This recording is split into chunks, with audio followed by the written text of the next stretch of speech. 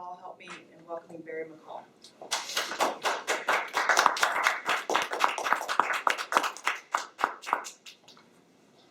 Madam Toastmaster, fellow Toastmasters, and most welcome guests, I want you to be encouraged because the best is yet to come. On March the 9th of 2009, the major stock indexes in the U.S. hit bottom. The Dow Industrial Average hit a 12-year low, and the Standard & Poor's 500 index that we all call the S&P 500 hit a 13-year low. From their respective peaks in 2007, the Dow had fallen 54%, and the S&P 500 had fallen 57%. The world was coming to an end. I mean, that's quite a drop, wouldn't you say? Everyone thought that the world was coming to an end. No one had any idea where the bottom was going to be. There was great fear and panic. Thankfully, we can look back and know that, in fact, March the 9th of 2009 was the bottom. And since March the 9th of 2009, the S&P 500 has increased in value 195%. Just this week, it closed at above 2,000 for the first time in its history. That's quite the comeback. Yet, despite this rise, and I'd say partly because of the quickness of this rise, most people don't take our economic recovery very seriously. You know, if the S&P 500 were a patient, I imagine it going into a therapist and having a really lengthy discussion about an inferiority complex. Because simply most folks don't take it seriously, especially the pundits that we would see on TV, whether it's in the national media, and I'd say especially on the financial news channels. This week, on Thursday, I read a transcript from an interview with an expert who is calling for a 60% decline in the financial markets. This is an expert. And his rationale was simply this, that it's too high. It has to come down. It's a bubble. It's going to burst. It's not all is as it appears to be. It's got to come down. Well, I disagree. Let me tell you why. First, the Standard & Poor's 500 index doesn't have a mind of its own. It's simply a reflector. Right? It reflects the value of the companies underlying that index or that make up that index. So if the earnings of those companies are increasing, the share prices of those companies go up and the index goes up. If the earnings of those companies go down, the share prices of those companies go down and the index goes down. It's just that simple. Earnings drive the market. They always have and they always will. Earnings have been strong for several years, and I believe earnings are going to be very strong for several years into the future. You're all familiar with BMW, the German luxury car manufacturer. Probably aware that BMW makes both sedans and SUVs.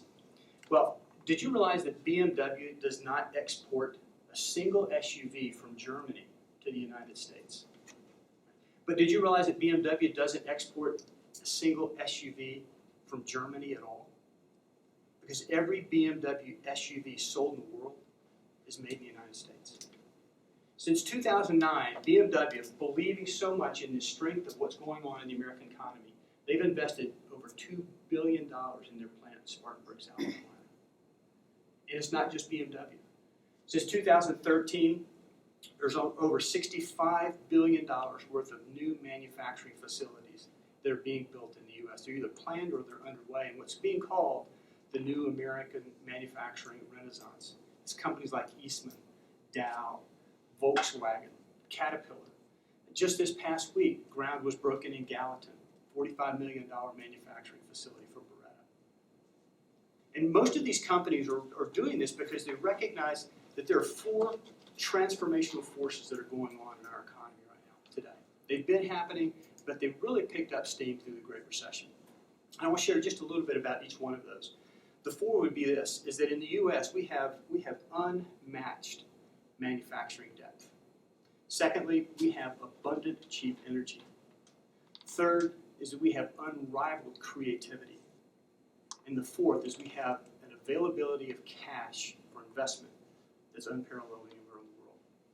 First, in terms of the manufacturing depth, the Japanese Productivity Center did a study several years ago and found that the United States, the average worker in the United States produces more value than any other country in the world.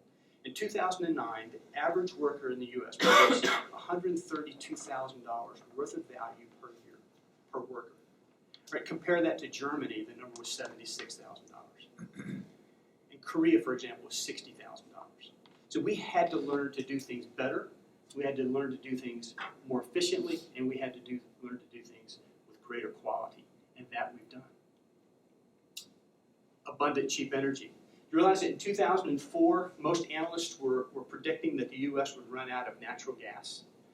In fact, the concern was such that they suggested that we start building import terminals to import natural gas, much like we do oil.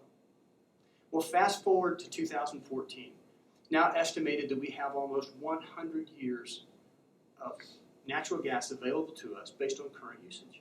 Well, what's taken place? Well, what's happened is that there's a technology that was developed 50 years ago that's been refined and enhanced. It's called hydraulic fracking. And that has allowed us to access deposits of gas that we couldn't have done before. And here's the other really cool thing about that, is that current technology that exists today, it only allows us to access 20% of a well's total deposits. So think about that. What's taken place in 10 years in terms of our known availability of the resource, and we can only access 20% of what we're finding. Right now, the U.S. has the second lowest cost of energy in any country in the world. Companies are coming back to the U.S. to build plants because of that. Third is our creativity. And then I would say this, is that we need to look no further than our own club to recognize that people from around the world are coming to the U.S. to be educated. And they're staying in the U.S. and applying their skills. Our culture still rewards creativity. We still reward hard work. We reward achievement. We have and we will continue to. And lastly is the availability of cash for investment. In 2013, U.S. companies had $4 trillion available for investment. No other country in the world has that available to them. So I would say this, the next time you hear an analyst or see an article that's calling for a recession or a bubble bursting, remember these four things. We have great things going on in the economy, and I want you to be encouraged because the best is yet to come. Mount Toastmasters.